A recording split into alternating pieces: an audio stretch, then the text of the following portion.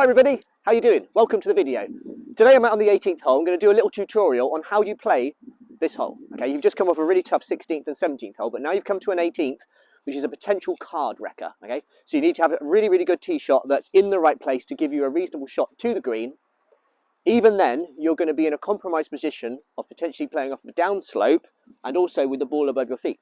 Now, not every golfer knows how to make the little adaptations to their technique or even think about their club selection to play that shot and can get themselves into trouble.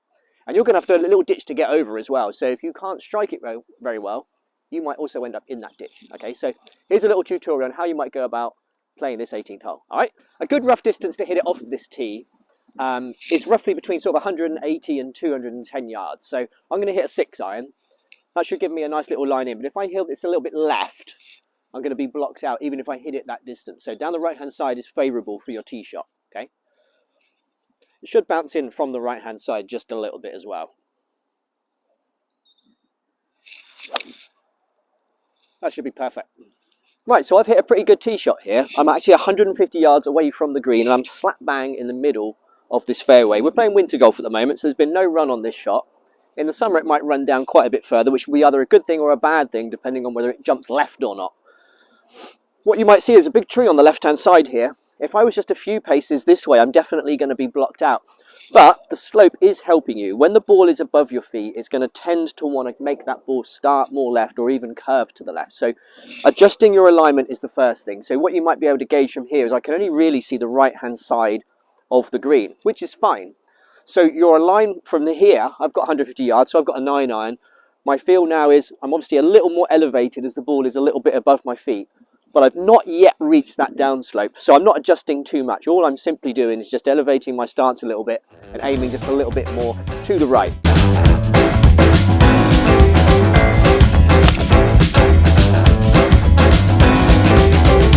I'm just going to kick a ball a little bit down that way. So same distance off the tee is going to be faced with a very different type of shot. Okay, that ball's only 10 paces away from where it was a second ago, but now you can see that tree is completely in the way.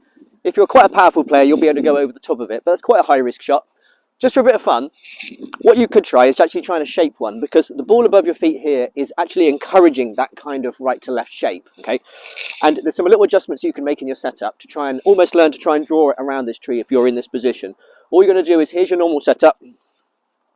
I've got a 9-iron, so the ball's roughly middle of the stance. I'm just going to edge it backwards in the stance just a little bit. I'm going to keep the club face positioned exactly the same. I'm going to close my shoulders off to the target.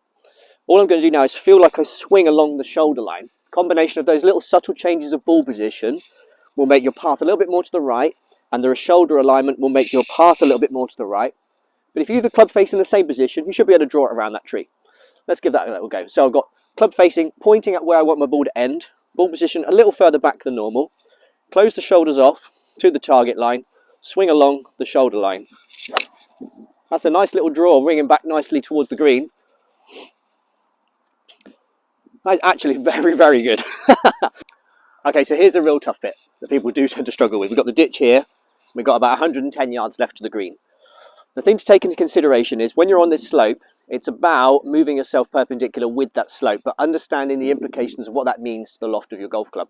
So here we're on a severity of slope, which might equal as much as 10 degrees. So if I've got a 52-degree gap wedge here, it might be that static loft is 52, but with the amount of shaft lean that you're going to get from changing your weight distribution, could reduce that down to 42. And if you swing in a similar fashion, having leant down the slope, your launch angle of your ball is going to be much lower off of the club. Okay, so that potentially makes it more powerful. A little bit more confusing than that because you're hitting into an upslope.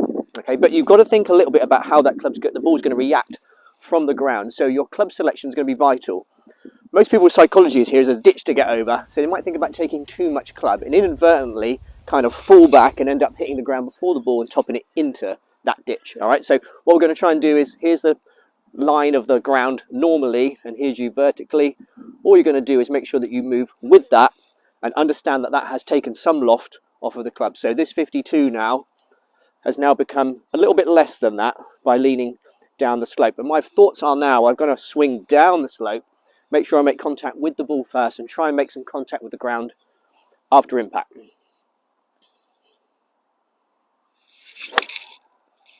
Slipped a bit, but not bad. From this angle here, you can see the things we're contending with. The ball above the feet, making the ball go to the left where those trees are, and also the downslope. So it's combining all of those things together. So we're going to aim this down the right-hand side towards that bunker. Try and get yourself perpendicular with the slope, down the slope. Swing easy.